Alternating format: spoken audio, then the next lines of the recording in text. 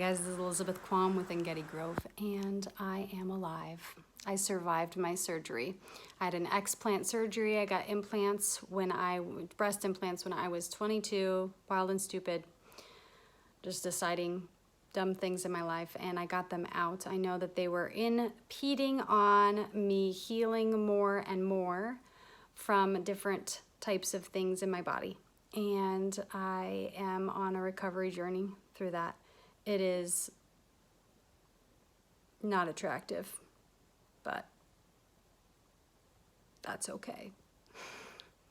All right, so after my surgery, I am feeling pain, but I've been taking some cayenne pepper pills for the pain, a little bit of iodine and boron, and I have smelt eucalyptus and lavender and peppermint. It helps with nausea and stuff. And I rubbed emu oil on my back at night because the most uncomfortable probably thing was, other than my chest itself had to be sewn onto my chest, was the pain in my back when I was trying to sleep at night. It was horrible. So I try not to take naps during the day right now, and I'm trying to just you know, so that I can sleep well at night, because I hate sleeping on my back. I never sleep on my back. I either sleep kind of on my tummy or on my side. That's the way I usually sleep. So, but on to some of my first thoughts were, I wonder how my seedlings are doing. I'm really sad that I can't pick up my baby right now. I won't be able to pick him up for a little while, and that is really sad, but he's kind of gotten used to it, and he's got so many other supportive people around him, so he's got lots of love. But let's go look at my seedlings. I got my grow light tower in from storage. So if you guys aren't familiar with my channel, I am a homesteading mother. I just had this surgery to remove those breast implants that were disgusting, and I am currently growing quite a few seedlings. It's Iowa, so my last frost date is May 15th. And I just started recently tomatoes and dill and parsley, marjoram, and lettuce, and some basilicas, and I need to start even more. I want to, and I'm just like, oh goodness, I'm gonna overwhelm my area, and I'm gonna have to give a lot of seedlings away. But that's fine, because I can't take on all of the responsibility of planting all of these that I have started. Here are some of the cuttings that I made. There's oregano, and this is variegated oregano, and lavender and sage. I don't know if it'll survive, but I think it will, because it's starting to grow some new growth. See down there? I mean, it does not like a lot of moisture, but there's just like, you need to get it moist enough to keep it wanting to root. So there's a happy medium, which I don't know if I have mastered or not. But I am encouraged that it seems like that there is a little bit of new growth there. That's when you know that things are going okay. I should have labeled this tray on exactly what these seedlings are. Kind of forget what those are. Terrible, I know. I know I've got dill, and I'm not sure if it's gonna get too tall for this area, and it was probably too soon. Something I could have seeded outside without transplants, but whatever. This is St. John's wort, I know that.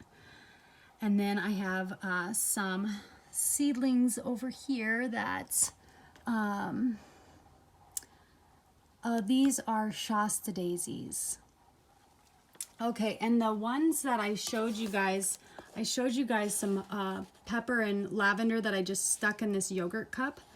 And they actually are sprouting, and they are growing. Some of those are lavender, but like that one little one right there that looks like more like grass, it is a pepper plant. So we will see what happens there, how many peppers will sprout up. And then I've got lots of little tomatoes that are coming. It's so exciting. It's so rewarding to garden. And I get more and more rewarded as I have success. I just love new life.